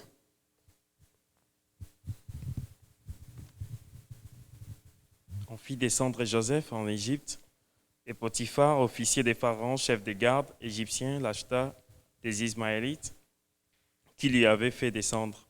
L'Éternel fut avec lui, et la prospérité l'accompagna. Et il habitait dans la maison de son maître, l'Égyptien. Son maître vit que l'Éternel était avec lui, et que l'Éternel faisait prospérer entre ses mains tout ce qu'il entreprenait. Verset 4. Joseph trouva grâce aux yeux de son maître, qu'il employa à son service, l'établit sur sa maison et lui confia tout ce qu'il possédait. Dès que Potiphar lui établit sur sa maison et sur tout ce qu'il possédait, l'Éternel bénit la maison des Égyptiens à cause de Joseph, et la bénédiction de l'Éternel fut sur tout ce qui lui appartenait, soit à la maison, soit au champ. Verset 6, il abandonna aux mains de Joseph tout ce qui lui appartenait, et il n'avait avec lui d'autre soin que celui de prendre sa nourriture. Or, Joseph était beau de taille et beau de figure. Verset 7, après ces choses, il arriva que la femme de son maître porta les yeux sur Joseph et dit, « Couche avec moi. » Il refusa et dit à la femme de son maître, « Voici, mon maître ne prend avec moi connaissance de rien dans la maison, et il a remis entre mes mains tout ce qui lui appartient. Il n'est pas plus grand que moi dans cette maison, et il ne m'a rien interdit, excepté toi, parce que tu es sa femme. Comment ferais-je un d'aussi grand mal et pécherais-je contre Dieu? Verset 10, quoiqu'elle parlât tous les jours à Joseph, il refusa de coucher auprès d'elle, d'être avec elle. Un jour qu'il était entré dans la maison pour faire son ouvrage et qu'il n'y avait là aucun gens de la maison, elle le saisit par son vêtement en disant « Couche avec moi ». Et il lui laissa son vêtement dans la main et s'enfuit au dehors. Verset 13, lorsqu'elle vit qu'il lui avait laissé son vêtement dans la main et qu'il s'était enfui dehors, elle appela les gens de sa maison et leur dit, « Voyez, il nous a amené un Hébreu pour séjouer de nous. Cet homme est venu vers moi pour coucher avec moi. Mais j'ai crié à haute voix, et quand il a entendu que je levais la voix et que je criais, il a laissé son vêtement à côté de moi et s'est enfui dehors. » Et elle posa les vêtements de Joseph à côté d'elle jusqu'à ce que son maître rentre à la maison. Verset 17. Alors elle lui parla ainsi, « L'esclave hébreu que tu nous as amené est venu vers moi pour séjouer de moi. Et comme j'ai élevé la voix et que j'ai crié, il a laissé son vêtement à côté de moi et s'est enfui dehors. » Verset 19. Après avoir entendu les paroles de sa femme, qui lui disait, « Voilà ce que m'a fait ton esclave. » Le maître de Joseph fut enflammé de colère. Il prit Joseph et le mit dans la prison, dans les lieux où les prisonniers du roi étaient enfermés. Il fut là en prison. Amen. Donc, la Bible dit, Joseph a été amené en Égypte chez Potiphar, officier de Pharaon, chef des gardes. Amen. On l'a vendu. Et tu penses que quand on le vend, tu sais, je sais parce qu'il y a beaucoup de gens, j'ai vu des amis qui sont venus ici par l'immigration, qui sont venus par beaucoup de moyens, mais il y a des gens qui sont venus, tu te demandes, waouh, lui là, il est vraiment passé à côté, il aurait pu mourir. Mais Dieu est au contrôle. Amen. Mais on le vend à des mendianites. Des mendianites. Vous vous rappelez qu'on parlait de mendiants. Ce n'était pas en Égypte, mais ils sont passés par l'Égypte pour faire un peu d'argent. Et quand ils sont passés, pour une raison qu'on ne sait pas, c'est à Potiphar qu'on l'a vendu. Parce que Dieu avait déjà un plan. Tu penses que tu es en train de souffrir. Tu penses que c'est dur. Tu penses que c'est compliqué. Dieu a déjà un plan. Je dis ça pourquoi? Parce que la Bible dit que quand on l'a vendu chez Potiphar, qu'est-ce qui s'est passé? Il y a une situation par rapport à la femme de Potiphar, ce qui n'aurait pas dû être, mais c'est chez la femme de Potiphar qu'à cause de la situation où Joseph, pas nécessairement qu'il a fait une erreur, mais il aurait dû plutôt garder ses critères de sainteté comme il fallait, il s'est retrouvé en prison. Mais c'est de la prison qu'il est arrivé, second, en Égypte. Amen. Mais tu vois, si c'est Dieu qui a fait ce qu'on le vend chez Potiphar, donc tu peux voir que Dieu avait déjà prévu que normalement c'est de chez Potiphar qu'il aurait dû aller pour aller directement chez Pharaon. Parce que, écoute, Potiphar c'est le chef des gardes de Pharaon. Amen. Et tu sais que Pharaon, dans ce temps-là, ce n'est pas comme aujourd'hui qu'il y a l'ONU, il y a tel truc, quand tu veux faire la guerre, on va d'abord parler et puis on va essayer d'arranger tout là. Dans ce temps-là, c'était la loi du plus fort. Et Pharaon, c'était l'un des plus forts dans ce temps. Et donc, si ton chef de garde n'est pas sérieux avec toi ou tu n'as pas confiance, c'est un problème. Donc, Potiphar, c'était quelqu'un de très puissant, de très important. Joseph, comme il grandissait et comme il était béni dans la maison de Potiphar, éventuellement, Pharaon allait l'entendre. Éventuellement, Pharaon dit, non, ton gars là, il t'apporte trop de bénédictions, puisque la Bible a dit, la maison de Potiphar était bénie à cause de Joseph. Pharaon dit, si ta maison est bénie comme ça, il faut que ma maison aussi soit bénie. C'était ça le plan de Dieu. Des fois, tu es dans le plan de Dieu, mais c'est tellement dur que tu te secoues, tu veux un peu sortir, tu dis, non, c'est Dieu. Dieu va quand même te récupérer, mais c'est toi qui vas perdre du temps. C'est ça le problème. Le diable sait que tu ne vas jamais abandonner Dieu. Alors, il va te faire abandonner certaines promesses. Il va te faire abandonner certaines attentes. Il va te faire court-circuiter certaines choses. C'est pour ça que Dieu veut le chrétien qui est totalement ancré en lui. Dieu veut que tu sois totalement confiant ou confiante de ce qu'il t'a promis et que tu agisses comme il t'a promis. Amen. Et la Bible dit, regardez ici, la Bible dit, l'Éternel fut avec lui et la prospérité l'accompagna. Il habitait dans la maison de son maître, l'Égyptien. Son maître vit que l'Éternel était avec lui. Et son maître ne connaît pas Dieu. Mais il a dit, celui-ci-là, c'est un Hébreu. Il croit en Dieu. On le voit souvent prier, on le voit souvent faire. Et on voit que tout ce qu'il fait, ça fonctionne. Écoute, les gens t'observent.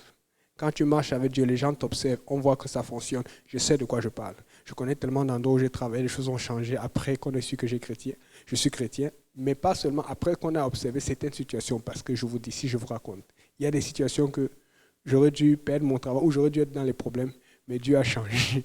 Mais ça n'a pas été le même résultat pour celui qui n'était pas chrétien. Quand tu fais confiance à Dieu, quand tu vis pour Dieu, ta situation est entre des bonnes mains. Et la Bible dit, son maître vit que l'Éternel était avec lui et que l'Éternel faisait prospérer tout entre ses mains. Tout ce qu'il entreprenait, Josaphat trouva grâce aux yeux de son maître, qu'il employait à son service et l'établit sur sa maison et lui confia tout ce qu'il possédait.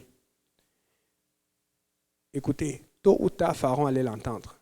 Si toi tu es le chef de garde, l'une des personnes les plus importantes d'Égypte, parce que tu protèges la vie de Pharaon, parce que tu t'occupes de sa sécurité, et qu'on entend que dans ta maison, il y a quelqu'un qui a le contrôle sur toute ta maison.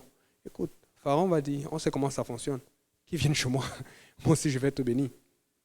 Et dès que Potiphar lui établit sur sa maison et sur tout ce qu'il possédait, l'Éternel bénit la maison de l'Égyptien à cause de Joseph. Et comme le pasteur explique souvent, il y a tellement de compagnies, tellement d'endroits qui ont été bénis parce qu'un enfant de Dieu, une enfant de Dieu est là. Et la bénédiction de l'Éternel fut sur tout ce qui appartenait, soit à la maison, soit au champ, parce que Potiphar avait des champs. Il abandonna aux mains de Joseph tout ce qui lui appartenait. Donc, Potiphar dit que ton Dieu là te bénit tellement, écoute, tu vas prendre le contrôle de tout. Et il n'avait avec lui d'autre soin que de prendre sa nourriture. Or, Joseph était beau de taille et beau de figure. Vous vous rappelez tout à l'heure quand on a parlé de Rachel. Jacob aimait la taille. Il aimait le style. Tous les bergers qui tournaient autour. Elle était à la mode. Personne ne regardait Léa. Mais on a vu plus tard qu'elle-même elle est devenue jalouse de Léa. C'est quand on commence à te caractériser comme cela. Pourtant, c'est un enfant de Dieu. Fais attention. Ce sont les problèmes. Or, c'est comme on dit, mais seulement, toutefois, et nous voulons tous être beaux. On veut manger bien, santé, on veut faire attention. Manger en abord spirituel. Je n'ai pas dit que manger santé, faire attention, pour être beau, c'est mauvais. Mais il faut qu'on fasse d'abord attention pour être beau spirituellement. Amen. Pour être belle spirituellement. On doit d'abord traiter notre âme spirituelle de la bonne façon avant de traiter notre corps de la bonne façon. Après ces choses, il arriva que la femme de son maître porta les yeux sur Joseph et il dit, couche avec moi. Il refusa et dit à la femme de son maître, voici, mon maître ne prend avec moi connaissance de rien dans la maison. Et il a remis entre mes mains tout ce qui lui appartient. Et ça là, je vous dis, nous le connaissons et nous le vivons tous les jours. Je ne peux pas donner le nom du frère, sinon il va me tuer. Mais il y a un frère maintenant qui est marié et qui est tout correct dans le Seigneur, pas de problème. Même moment, tu sais, parce qu'il a été avec nous un bon moment, il est venu, je n'ai jamais raconté ça à Simplice. Il est venu me voir et puis il me dit, Yannick, il faut que tu m'aides à prier. Parce que lui, il était sérieux. Et il venait de se fiancer. Mais d'une certaine façon, ils ont su ça à son travail parce qu'il devait prendre des vacances et se marier.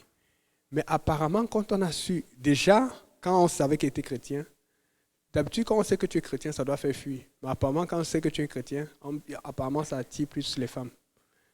C'est grave, hein? Hein, frère Brunel? Il faut qu'on se tienne. Et il me dit que, depuis que je suis fiancé là, il y a telle personne qui était... Mais maintenant, c'est devenu comme brutal. Et les gens le savaient, mais on ne faisait rien. Donc, il était dans une situation qui était compliquée. Parce qu'il ne veut pas offenser, mais il dit toujours non de bonne façon et il n'y avait rien à se reprocher. Mais on a dû prier pour cela. Quand tu te tiens pour Dieu, pareil pour nos sœurs, c'est bizarre. Tu as tellement d'offres. C'est pour ça que Paul le dit très bien. Le péché qui nous enveloppe si facilement. Tu sors, quelqu'un te regarde. Tu pars, même des fois, quelqu'un qui ne t'a pas appelé depuis longtemps, qui t'appelle juste pour prendre des nouvelles. Le diable va toujours le diable est très fort pour ça. Il envoie toujours un testo. Il tâte le territoire pour voir un moment si tu es faible. Parce qu'il sait qu'il t'attaque tellement que si tu n'es pas concentré dans ta prière, si tu n'es pas concentré dans ta consécration, il va attendre le bon moment pour te pêcher et te tirer. Et je le dis, quand tu es, on a dit, voici je vous envoie comme des brebis au milieu des... Le loup, ce n'est pas seulement la tentation de l'argent. Ce n'est pas seulement la tentation des choses de ce monde. Ce n'est pas seulement l'orgueil. C'est aussi ces choses. Le diable il veut ton corps, il veut tout. Il veut t'humilier, il veut te souiller. Et la beauté de Joseph n'était pas quelque chose qui l'a aidé dans ce cas. Et la femme, il dit, voici mon maître ne prend connaissance avec moi de rien dans la maison. Et il a remis entre mes mains tout ce qui lui appartient. Il n'est pas plus grand que moi dans cette maison. C'est-à-dire, il n'est pas. C'est-à-dire qu'il ne peut rien, parce que c'est moi qui ai autorité. Parce que le maître savait comment ça fonctionnait. Et il ne m'a rien interdit, excepté toi, parce que tu es sa femme. Il dit, comment ferais-je un aussi grand mal et pécherais-je contre Dieu? Donc, il savait que c'était mal parce que, vous savez, Dieu a mis la conscience en nous autres, en nous tous. Même ceux qui ne connaissaient pas Dieu, qui ne savent pas Dieu. Quand tu fais quelque chose qui est mal, tu sais que tu es mal. Amen. Tu n'as pas besoin. C'est pour ça que on a vu les gens qu'on a baptisés hier ou d'autres personnes. Tu baptises quelqu'un qui ne connaissait pas Dieu avant. Tu commences à dire, Seigneur, pardonne-lui pour les fautes qu'il a faites. Tu vois, la personne commence à pleurer. C'est parce que la personne sait qu'elle a fait des fautes qui ne sont pas bonnes. Des choses que ça a agacé, ça a créé des problèmes, ça a créé des divorces, ça a créé des situations. Et comment ferais-je un aussi grand mal et pécherais-je contre Dieu? Et je vous dis, point chrétien, c'est très important. Parce que la première partie là, pour moi là, ça ne m'a pas beaucoup aidé. Quand j'ai été dans les épreuves les plus difficiles de ma vie, la tentation, que ce soit la tentation de l'argent ou la tentation par rapport à la proposition d'un travail, j'ai eu tout ça là. Ou que ce soit la tentation sexuelle. Vous savez ce qui m'a protégé? C'est d'avoir la crainte de pécher contre Dieu. Parce qu'à un moment, la tentation est tellement forte, le diable se met tellement sur toi que tu ne te rends même plus compte que c'est mal. Mais il faut que tu te rappelles que tu es un Dieu. Il faut que tu te rappelles que tu ne peux pas faire ça à Dieu. Seigneur, après tout ce qu'on a vécu, tout ce temps qu'on a marché ensemble, le diable a juste besoin de ce petit moment pour te souiller, pour annuler toutes les belles choses que tu as vécues avec Dieu. Regarde ton voisin, tu dis garde-toi. Regarde ton voisin, garde-toi pour le Seigneur. Le diable s'en fout, que tu sois marié, divorcé, quel que soit ton statut, il a quelque chose pour toi. Mais tu vas dire, diable, moi j'ai quelque chose pour toi. C'est Jésus-Christ. Amen. Alléluia. Et donc, là, il dit, quoiqu'elle parlât tous les jours, verset 10, à Joseph, il refusait de coucher auprès d'elle, ni d'être avec elle. Vous comprenez bien, il refusait de coucher auprès d'elle. Il a même refusé. C'est des fois, le péché, ce n'est pas toujours quand tu le commets. Le péché, c'est quand tu commences à flirter. Parce que la Bible dit, Dieu dit à Caïn, fais attention parce que le péché est couché à ta porte et toi domines sur lui. C'est-à-dire, quand l'ennemi est là, si tu ne fais rien pour l'écarter, tu vas tomber. Amen. Il faut que c'est pour ça qu'un chrétien doit être vraiment, on dit souvent dur, c'est vindicatif. Il faut être dur. Parce que c'est ça la sanctification. Parce que des fois, on dit, vous ne pouvez même pas, même juste, je m'appelle même au travail des qui me dit, mais tu ne peux même pas boire même un verre. Parce qu'ils aiment ça là. Non. Moi, je bois du jus, s'il y a du jus pour moi, je vais prendre. Mais eux, c'est comme même, ils disent, non. Ça ne marche pas comme ça. C'est un petit verre, non. Parce que c'est là où commence un second verre un autre jour. Et il refusait même d'être avec elle. Regardez bien, la Bible dit verset 11. Un jour qu'il était entré dans la maison pour faire son ouvrage et qu'il n'y avait là aucun des gens de la maison, elle le saisit par son vêtement en disant, couche avec moi. Il lui laissa le vêtement dans la main. Moi, on peut étudier la Bible, mais quand je regarde les versions, moi j'ai l'impression que le vêtement, vous savez, les Juifs ont beaucoup de vêtements. Et le vêtement, c'est la partie, c'est le manteau du dessus. Donc je suis sûr que la partie du bas était toujours là. Mais pour qu'elle soit capable de tirer son vêtement, il était beau et grand de taille, mais il était grand, il était fort. Pour qu'elle soit capable de tirer son vêtement, il a fallu qu'elle soit proche de lui. Mais il y a un problème parce que tout à l'heure, on avait lu que la Bible dit qu'il refusait même de coucher auprès d'elle. Donc, avec le temps, ces critères ont diminué. Quand on enseigne la sanctification et que tu l'obéis, mais avec le temps, tu laisses tomber, tu vas te faire avoir. tu vas te faire croquer. Je vous ai dit, le diable, il est très fort. Il va envoyer un peu, il va revenir. Il dit, c'est pas si mauvais. Oh, personne ne sait. Et tu ne pêches même pas. Tu peux faire juste, tu peux parler à telle personne au téléphone comme ça pendant... J'aime bien quand le pasteur Serge précise les choses. Il me manque des choses. Il est très fort pour ce genre de prédication. Je se fais un peu comme ça. Boy. Et la Bible dit, elle ne saisit pas son vêtement en disant, couche avec moi. Il lui laissa son vêtement. Et l'autre chose que vous voyez ici comme indice, c'est que un jour qu'il n'y avait là aucun des gens de la maison. Et la Bible dit qu'il était entré dans la maison pour faire son ouvrage. La Bible dit aussi que c'était lui qui était le chef de la maison. Amen. Si c'était lui le chef de la maison, il dit que son maître ne pouvait rien dire. Ça veut dire qu'il contrôlait les gens qui devaient être en train de travailler. Il contrôlait les gens qui devaient être en train de faire telle chose. Il avait l'oreille de tout le monde. Amen. Et s'il avait l'oreille de tout le monde, comment est-ce qu'il a accepté de travailler un jour où il n'y avait personne, sachant qu'il y avait une femme qui était derrière lui? C'est parce qu'il a commencé à se dire que peut-être qu'elle va oublier. Le diable ne va jamais t'oublier. Il peut se calmer, mais il se calme pour te retomber dessus plus fort. C'est pour ça que garde ta consécration, garde tes critères, garde ta vie de prière, garde ta vie. Rappelez-vous, on l'a dit tout à l'heure, la première chose que les frères de Joseph ont fait quand on l'a attrapé, c'est qu'on l'a dépouillé de sa tunique. Pourtant, c'est sa tunique que son père Jacob utilisait pour montrer, voilà mon enfant. C'est cette sanctification, c'est cette façon de faire, cette façon de vivre que Dieu utilise pour montrer au monde, voici mes enfants. Et le diable veut te dépouiller de cela. Et tu dis, non, Seigneur, je ne vais pas perdre cela. Je ne vais pas perdre les critères qui me permettent de garder cela. Parce que le diable veut que tu diminues un peu pour qu'éventuellement, il ait l'occasion de tout arracher. Amen. Et donc, et là maintenant, elle arrive, elle avait déjà quelque chose de bon, elle avait une preuve. Et Potiphar arrive. Elle attendait, vous savez quand une femme est fâchée là, elle tape le pied. Si elle avait même le soleil, elle appelle, elle teste. Tu rentres pas à la maison vite, fais vite. Mais bon, il n'y a pas encore de soleil en ce moment, mais je ne sais pas comment elle a envoyé. Si elle a envoyé un messager avec le cheval ou je ne sais pas, va appeler mon mari. Et quand elle arrive, il voit. Mais le problème, c'est que c'est un soldat. Et un soldat, c'est ceci. Parce que, honnêtement, Potiphar, j'ai même suivi un monsieur dit ceci, et moi je crois cela. Ça, ce n'est pas de moi, mais j'ai beaucoup aimé cela. Il dit, s'il croyait vraiment que Joseph avait fait cela, vous savez ce qu'il aurait fait? Il aurait fait tuer Joseph et brûler sans attendre. Ça fait du sens, parce qu'il avait le pouvoir de le faire. Ils n'étaient pas dans un endroit chrétien. Amen. Mais le problème, c'est qu'en tant que soldat, il a fait une punition qui valait la peine et qui venait vraiment de Dieu. Il a pris Joseph, il l'a mis en prison. Il n'a même pas essayé d'écouter la vie de Joseph. Vous savez pourquoi? Parce que lui-même a mis Joseph sur toute sa maison. Et même, ça veut dire que Joseph, bien qu'il ne pouvait pas toucher la femme de Potiphar, la femme de Potiphar ne pouvait même pas donner un ordre qui était à l'encontre de l'ordre de Joseph dans la maison. Vous savez pourquoi? Parce qu'il savait que lui, quand il s'occupait de Pharaon, sa femme ne pouvait pas parler sur la garde de Pharaon. Parce qu'il savait qu'en tant que garde de Pharaon, s'il fait une seule erreur, s'il est négligent, Pharaon va se faire tuer.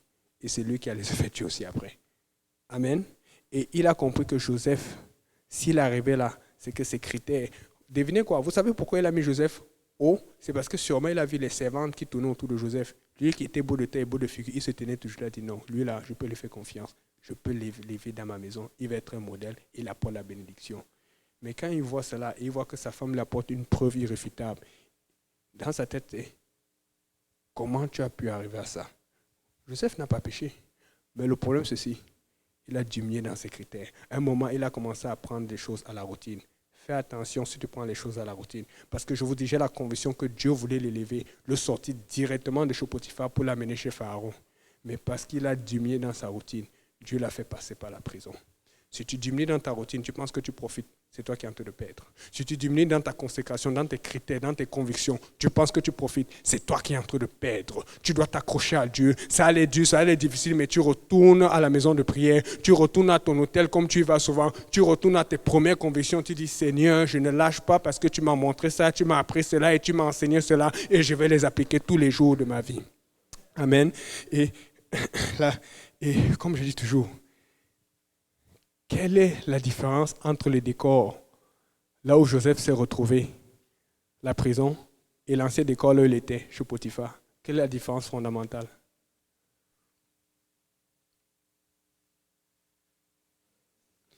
Il y a une différence particulière, c'est certains qui connaissent la réponse, entre la prison, là où il s'est trouvé, là où Potiphar l'a envoyé, là où je pense que c'est Dieu qui l'a fait aller là-bas, et là où il était chez Potiphar. Quelle est la différence entre la prison et chez Potiphar? Parce que c'est la prison de Pharaon.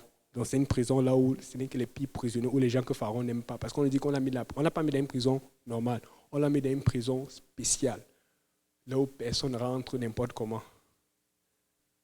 Une prison où tu ne veux pas entrer. Une prison qui fait peur. La différence est simple. Dans ce genre de prison, il n'y a pas de femmes. Donc Dieu a dit, ok, je t'ai fait confiance. Tu devais te tenir. Tu n'as pas été capable. Je vais continuer à te faire confiance, mais je vais enlever les points d'achoppement. Dans la prison, il n'allait jamais rencontrer des femmes. Peut-être les autres prisonniers dans les prisons normales peuvent rencontrer des femmes, mais dans la prison de Pharaon, tu n'as rien à voir. Peut-être même manger, c'est difficile. Parce que quand Pharaon, rappelez-vous, pourquoi je dis ça? Pour ceux qui ont lu la Bible, dans la prison de Pharaon, il y avait eu les chansons, il y avait le panetier. Le panetier était sorti, il avait été pendu. Ça veut dire qu'il y avait des gens qui sortaient de cette prison pour se faire tuer directement. Tu penses qu'on va te donner des plaisirs là-dedans? Donc, si ta situation allait pire qu'avant, pose-toi la question. Est-ce que ce n'est pas Dieu qui est en train de me parler? Ou est-ce qu'il n'est pas en train de me protéger de quelque chose? Amen. On va se lever, on va commencer à prier pour que Dieu nous donne la force de tenir, de garder nos convictions, de garder notre sanctification jusqu'à la fin, sans changer, sans compromettre, sans s'arrêter. Alléluia, Seigneur Jésus.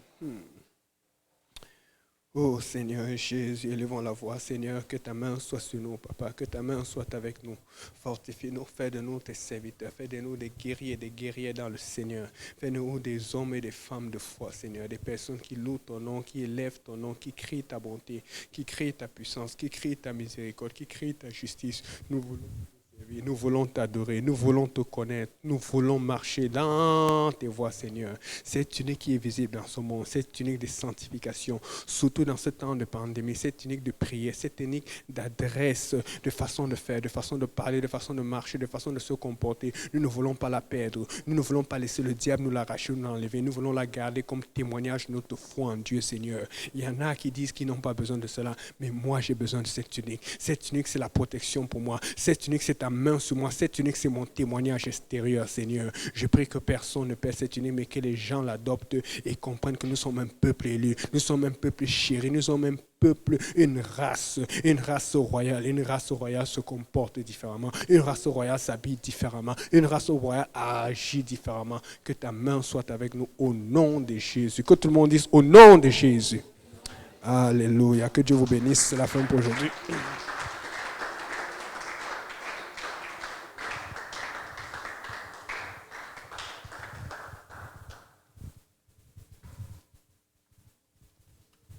On va juste nettoyer. Merci.